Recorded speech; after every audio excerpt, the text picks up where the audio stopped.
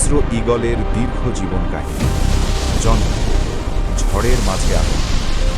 উঁচু পাহাড়ের এক ভয়ঙ্কর খাড়া চূড়ায়, যেখানে মানুষ তো দূরের কথা, অন্য পাখিরাও সহজে যেতে সাহস পায় না, সেখানেই ছিল একটি বিশাল ঈগলের বাসা। চারদিকে শুধু মেঘ, বাতাস আর শীতল হাওয়া। সেই বাসায় একদিন জন্ম নেয় একটি ঈগল ছানা। সেই দিনটিও ছিল অদ্ভুত। আকাশ কালো মেঘে ঢেকেছিল, ঝড় বইছিল প্রচণ্ড, বজ্রপাতের আলোতে মাঝে মাঝে আলোকিত হচ্ছিল সেই বাসা। ঠিক তখনই ডিম ফেটে বেরিয়ে আসে ছোট্ট ঈগলটি, যেন প্রকৃতি নিজেই ঘোষণা করছে এই জন্ম কোনো সাধারণ জন্ম নয়। তার মা ছিল অত্যন্ত সতর্ক আর হিংস্র শিকারী। বাবা ছিল দুর্ধর্ষ যোদ্ধা, যে আকাশের অন্য শিকারীদের সঙ্গে লড়াই করে নিজের এলাকা রক্ষা করত। ছানাটি জন্ম থেকেই একটু আলাদা ছিল। তার চোখ ছিল অন্যদের চেয়ে বেশি তীক্ষ্ণ, আর তার ডানা যেন একটু বড়ই ছিল। কঠিন শৈশব, বেঁচে থাকার লড়াই। ঈগলের জীবন কোমল নয়, এটা শুরু থেকেই এক যুদ্ধ। ছানাটির সাথে আরও একটি ভাই ছিল, কিন্তু খাবার সব সময় পর্যাপ্ত ছিল না। যখন মা শিকার এনে দিত, তখন দুই ভাইয়ের মধ্যে শুরু হতো ভয়ঙ্কর প্রতিযোগিতা। ঠোঁট দিয়ে আঘাত, ডানা দিয়ে ধাক্কা, সবই চলত। একদিন খাবারের জন্য সেই প্রতিযোগিতা এতটাই ভয়ঙ্কর হয়ে ওঠে যে ছোট ভাইটি বাসা থেকে পড়ে যায়। নিচে ছিল মৃত্যু, আর কোনো দিন সে ফিরে আসেনি। এই ঘটনাটি ছোট ঈগলটির মনে এক কঠিন সত্য গেঁথে দেয়: এই পৃথিবীতে দুর্বলদের জায়গা নেই। এরপর থেকে সে আরও হিংস্র হয়ে ওঠে, আরও দ্রুত, আরও শক্তিশালী। উড়তে শেখা, মৃত্যুর সাথে প্রথম মুখোমুখি। যখন তার ডানা বড় হতে শুরু করল, তখন এলো সবচেয়ে ভয়ঙ্কর পরীক্ষা।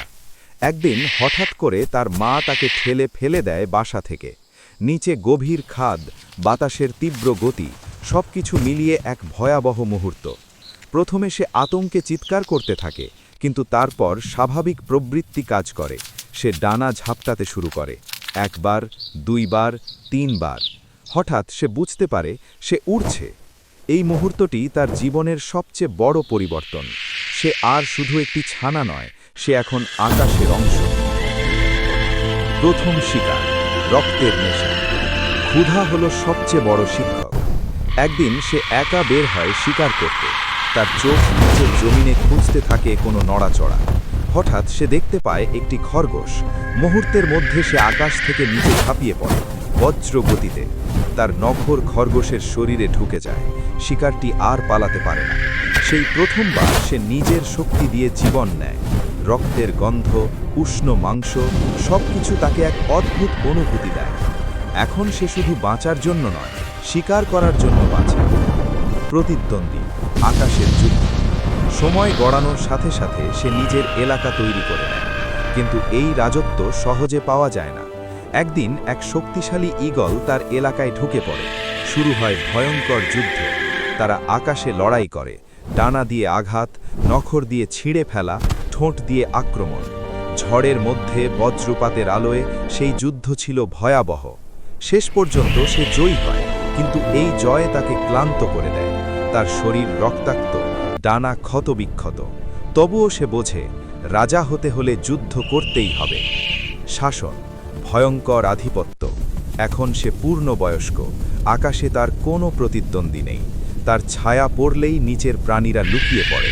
তার চোখ কয়েক কিলোমিটার দূরের শিকারও দেখতে পায়।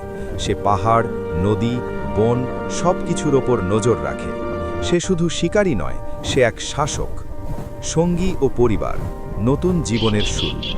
একসময় সে এক সঙ্গী খুঁজে পায়। দুজন মিলে নতুন বাসা তৈরি করে, পাথর, ডালপালা দিয়ে শক্ত করে বাঁধা। তাদের সন্তান জন্ম নেয়। এখন সে শুধু শিকারী নয়, একজন অভিভাবক।